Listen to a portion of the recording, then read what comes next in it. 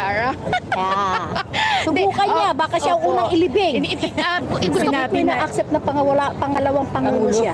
Siya ang bangag. Inutil, Siya useless. ang bangag. Alam, tawag ko dyan, tambalistay na pugita. Alam mo ba yung pugita, pagka naghahasik na yung tinta niya, pagka itim-itim na, pagkalangsa-langsa, ayan siya. Presidente raw siya ng sa impyerno. Opo. Di hindi kita niya tatay niya, magagawan sila ng tatay na pwesto doon. Opo, grabe. Diba? Subukan mo kung kayain, Saray. Patunayan mo. Sige nga, gawin mo. Baka ikaw ang ilibing namin ng buhay. Gusto mo ba yon? Sa tingin niyo po, makatao po ba yun ang sinabi na niya? makatao. Normal po ba yan bilang pangalawang makatao. Hindi pangulo? nga nakakalungkot. Sila mag-ama. Sila Nabudol mag-ama. ako niyan. Siya binoto ko, tapos ganyan ang ginawa niya. Opo, kasi lagi po nila sinasabi na budol daw po. Totoo, ng nabudol kami mga loyalista. Mga loyalista ang totoo. Binoto namin siya para kay BBM at sa unity team. Tapos ano ginawa niya? Part of the unity team, kaya lang ngayon, parang nagkaroon na kami ngayon ng hesitation Tapos sa kanya. isusumbat niya, kundi raw sa kanya, mananalo raw ba siya? Yes po, lagi niya po. Marami talagang Marcos loyal. Kailan Kailan lang pinaka siya number one? Subukan niya tumakbo sa 2028 kung lalabas siya. Subukan Ang niya. Duterte, kabutihan, kailan lang sumulpot?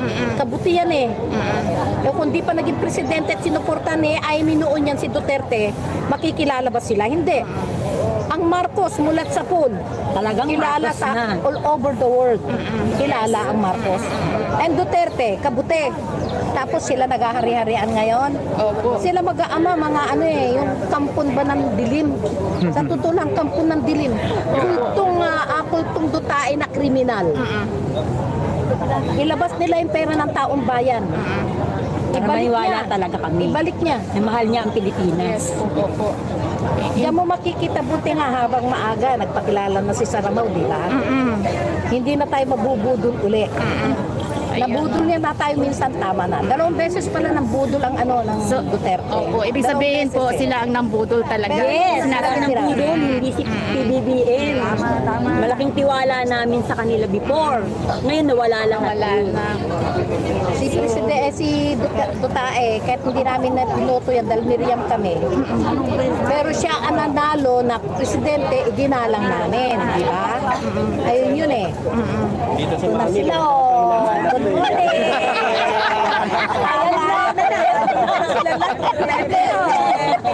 Ayan, magtanong na kayo. Magtanong na. Magtanong na kayo. BBM forever. May tanong na ba sa inyo? Opo, Yung huhukayin daw. Ay, hindi nga siya ay papayag na hukayin eh. Hamunin niyo po ba siya?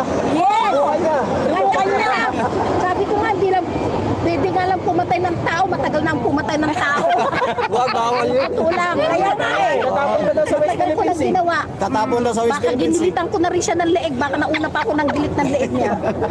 Kundi lang bawal May Diyos Kaya bahala ng Panginoon sa kanya. Hindi po tayo ganon katulad ng iniisip ng iba. Ang mga loyalista, hindi ganun mag-isip. Hindi gaya ng mga didishit. Mga bubo, wala ito. Mga saradong utak. Na kasi, Ako pwede, pinakamagandang ugali. pera-pera lang sila. Kaya ganyan. Ang dami mga trus na nakaka-stress kung ano mga sinasabi, binabato sa Pangulo. Nakabastusan na, below the belt. Dapat ma-actionan to ng DOJ, ng NBI. Dapat makasuhan kayo. Nananawagan kami sa inyo, DOJ, NBI. Sir Chavez, please, aksyonan nyo ang mga pangbabalahura sa ating Pangulo. Hindi nakatanggap-tanggap. Sobra na, below the belt na. Napakabastos. Sobrang papabastos na talaga nila. Hindi na tama. Dapat nang aksyonan to.